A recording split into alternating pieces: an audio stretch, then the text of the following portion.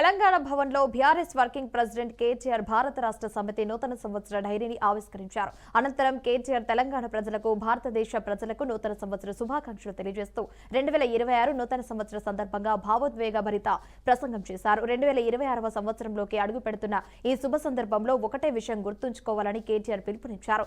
గెలుపులు, ఓటములు శాశ్వతం కావని, అవి తాత్కాలికమని, అప్పుడప్పుడు ఎదురు దెబ్బలు తగులుతాయని, కానీ తెలంగాణ ప్రజల గుండెల్లో అయితే కేసీఆర్ స్థానం, గులాబీ జెండా స్థానం మాత్రం శాశ్వతమని స్పష్టం చేశారు. మనకు పోరాటం కొత్త కాదు. 14 ఏళ్లు ఆనాడు అటు కేంద్రంతో ఇటు రాష్ట్రంలో ఉండే సమైక్యవాదులతో పోరాటం చేసింది కేసీఆర్ గారి నాయకత్వంలో, మీ అందరి ఆశీర్వాదంతో.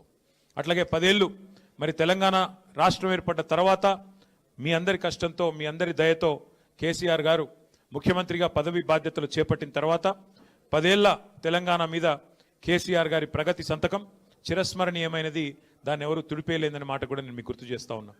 అట్లాగే గత 2 సంవత్సరాలుగా పోరాట స్ఫూర్తితో ఏ రకంగానైతే కార్యకర్తలు, నాయకులు, ప్రజలు కదం దొక్కారో కాంగ్రెస్ పార్టీ యొక్క దుష్పరిపాలన మీద, దాన్ని కూడా మనం ఈ సందర్భంగా మననం చేసుకోవాల్సిన అవసరం ఉంది. ముఖ్యంగా నాయకుడు కేసీఆర్ గారు, మన పార్టీ నాయకులు జెండాను రెపరెపలాంచే వాళ్ళు నాయకులు కావచ్చు, కానీ ఆ జెండాను నిటారుగా భూమిలో పాతిపెట్టి ఇది నా జెండా అని చెప్పే సోదరులు మాత్రం మన కార్యకర్తలు అనే మాట నేను గుర్తు చేస్తా ఉన్నా. గెలుపు, ఓటమి శాశ్వతం, గెలుపులు, ఓటములు తాత్కాలికం. అప్పుడప్పుడు ఎదురు దెబ్బలు తాకుతూ ఉంటాయి. కానీ ఒకటి మాత్రం పక్కా, ప్రజల గుండెల్లో, తెలంగాణ ప్రజల గుండెల్లో కేసీఆర్ గారిది గులాబీ జెండా స్థానం మాత్రం శాశ్వతం అనే మాట నేను మీకు గుర్తు చేస్తా ఉన్నా.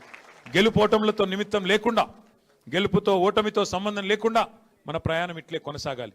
కేసీఆర్ గారు ఎప్పుడు మనకు చెప్తా ఉంటారు, ఇతర పార్టీలకి తెలంగాణ రాజకీయం అంటే ఒక గేమ్, కానీ మనకు తెలంగాణ సాధించిన పార్టీకి రాజకీయం అంటే ప్రజల సంక్షేమము, రాజకీయం అంటే ఒక టాస్క్, ఒక ధర్మంగా, ఒక విద్యుక్త ధర్మంగా మనం భావించి ముందుకు పోతా ఉన్నాం.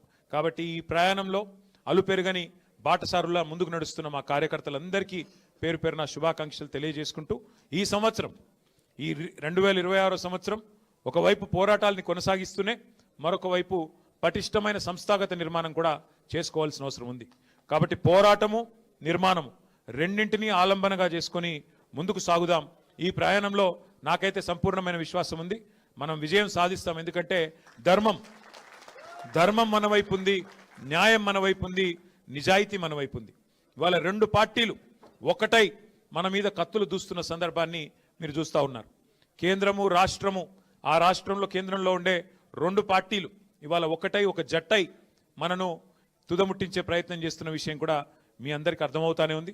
అయినప్పటికీ ఎవరు ఎన్ని ఎత్తుగడలు చేసినా, ఎన్ని కుట్రలు కుతంత్రాలు చేసినా, ప్రజల ఆశీర్వాదం, దైవ ఆశీర్వాదం మనకున్నంత కాలం ఎవరు ఏం చేయలేరు. కాబట్టి తప్పకుండా నాకైతే సంపూర్ణమైన విశ్వాసం, సంపూర్ణమైన నమ్మకం ఉంది. 2028వ సంవత్సరంలో తిరిగి మన నాయకుడు కేసీఆర్ గారిని ముఖ్యమంత్రిగా చూడడమే మనందరి లక్ష్యంగా, మనందరి ధ్యేయంగా కలిసికట్టుగా ముందుకు సాగుదాం. తగిలే చిన్న చిన్న ఎదురు దెబ్బలను పెద్దగా దృష్టిలోకి తీసుకోకుండా జాగ్రత్తగా ముందుకు పోదాం.